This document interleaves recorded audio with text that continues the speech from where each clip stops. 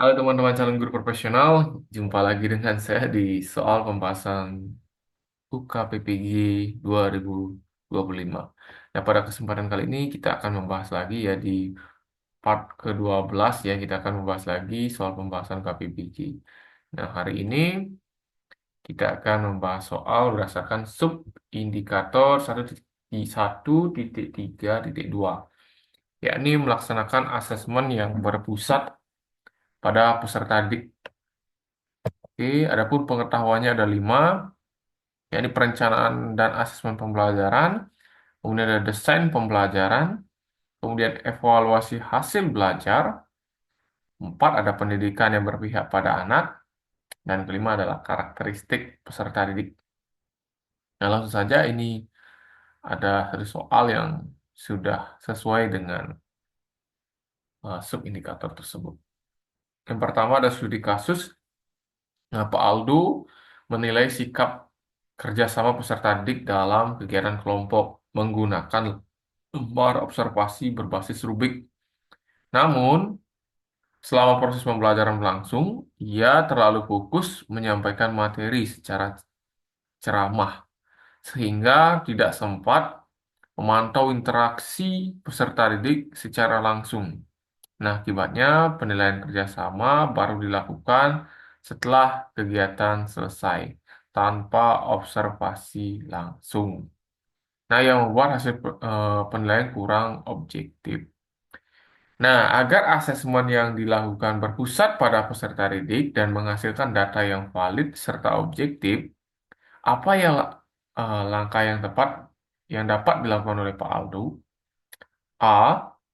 Mengganti lembar observasi dengan kuesioner yang diisi oleh peserta didik secara mandiri.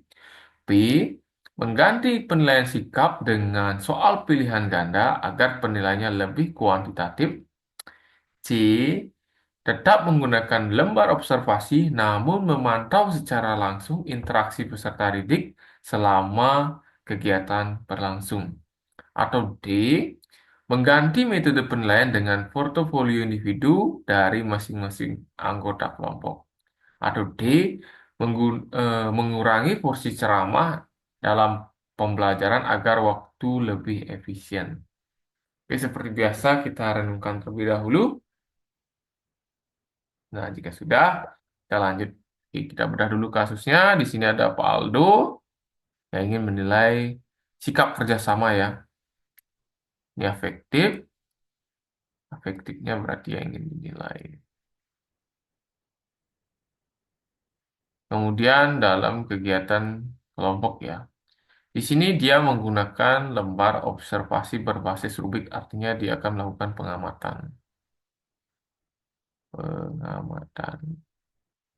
Oke, dia akan melakukan pengamatan.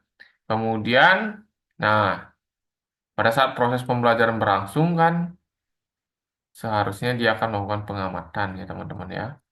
Tapi nampaknya dia terlalu fokus menyampaikan materi secara ceramah, sehingga tidak sempat memantau interaksi peserta didik secara langsung ya. Nah, akibatnya penilaian kerjasama baru dilakukan setelah kegiatan selesai. Nah, ini kan tidak bisa kita hanya berdasarkan ingatan ini. Sehingga mungkin saja ada hal-hal yang lain dalam pikiran itu mengganggu ya. Sehingga penilaian bisa jadi kurang objektif ya. Nah, ini permasalahan utamanya adalah ya tidak menilai secara langsung tapi malah ceramah. Sehingga apa? Solusinya yang paling tepat adalah dengan cara ya itu memantaunya gitu, menggunakan lembar observasi lagi. Sehingga jawaban yang paling tepat adalah C. Tetap menggunakan lembar observasi namun langsung memantau interaksi peserta didik selama kegiatan berlangsung. Sehingga data yang diperoleh akan lebih objektif lagi. Nah, kenapa tidak yang A? Ya karena kuesioner itu kalau diisi langsung oleh peserta didik itu ya itu subjektif dari peserta didik sendiri ya. Itu bisa bias ya, karena dirinya sendiri menilai dirinya sendiri itu subjektif sekali. Kadang-kadang dia akan menilai yang positif-positif saja. Nah, kemudian pilihan ganda itu tidak cocok untuk menilai sikap ya. Kemudian portofolio ini tidak menilai interaksi secara langsung. Nah, kalau mengurangi ceramah itu memang membantu, tapi bukan inti dari solusi itu sendiri.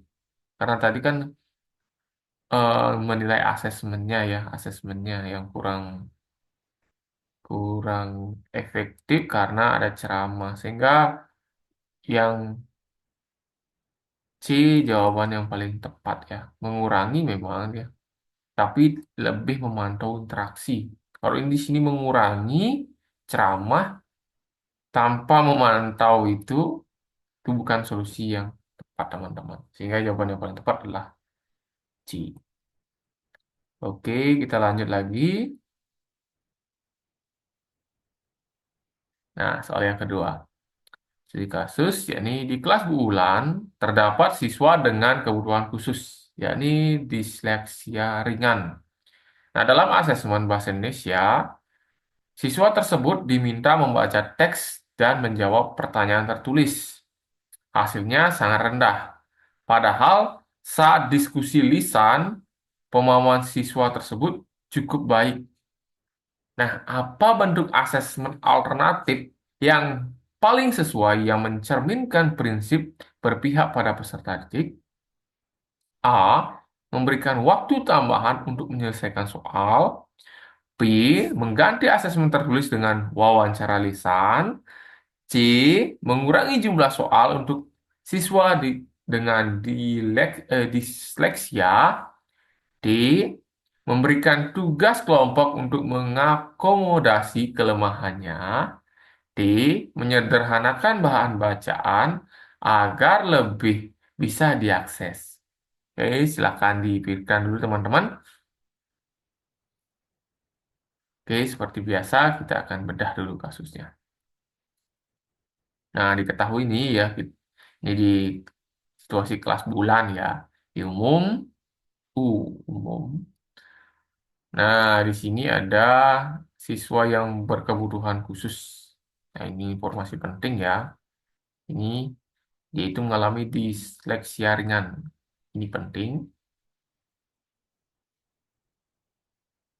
Dalam asesmen bahasa Indonesia, ya, diminta untuk membaca teks untuk menjawab pertanyaan tertulis. Oke, ini penting kelemahan. Oke, ini penting tertulis ya. Ini hasilnya rendah. Ini penting kelemahan rendah karena ini teksnya tuh. Oke, padahal saat diskusi lisan pemahaman siswa itu cukup baik. Nah, ini penting dan kekuatannya. Oke, berarti yang salah di sini adalah asesmennya, teman-teman ya. Karena apa di diskusi lisan itu dia cukup baik, tapi pada saat dia membaca teks dan menjawab pertanyaan tertulis, hasilnya itu rendah. Artinya di asesmennya tidak cocok untuk nilainya. Nah, ini apa? Karena dia menderita, dia itu adalah siswa yang berkebutuhan khusus, yakni disleksia ringan. Sehingga teman-teman ya, jawaban yang paling tepat adalah B. Mengganti asesmen tertulis dengan wawancara lisan untuk memenuhi kebutuhan siswa berkebutuhan khusus, yakni disleksia ringan. Nah, mengapa demikian ya? Kalau A itu membantu, tapi tidak menyentuh kesulitan utama, yakni membaca. Nah, oke, yang C itu mengurangi soal tidak menjamin tujuan asesmen. D, kelompok bisa membantu, tapi tidak mencerminkan capaian individu. Yang itu bisa dilakukan, namun wawancara lebih tepat untuk asesmen yang lebih adil untuk siswa yang berkebutuhan khusus ini disleksia ringan. Sehingga jawaban yang paling tepat adalah B, teman-teman. Oke, sekian dari pembahasan kita hari ini. Oke, saya ucapkan terima kasih sudah menonton selama video ini berlangsung, dan saya ingin minta maaf jika selama proses video ini ada tutur kata yang entah disengaja atau tidak disengaja saya ucapkan. Saya mohon maaf.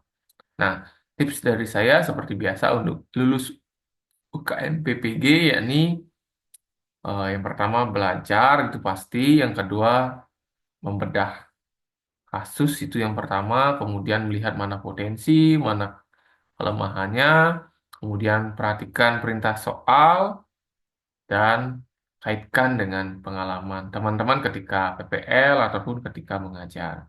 Sehingga bisa membantu teman-teman untuk menjawab soal-soal tersebut. Sekian yang bisa saya sampaikan. Terima kasih. Semoga teman-teman bisa lulus tes UKPPG dengan baik, sehingga bisa lulus dan memperoleh sertifikat pendidik dan menjadi guru profesional. Sekian, terima kasih. Terima kasih sudah menonton. Jangan lupa like, subscribe, dan aktifkan lonceng notifikasi untuk pembahasan soal UKPPG lainnya.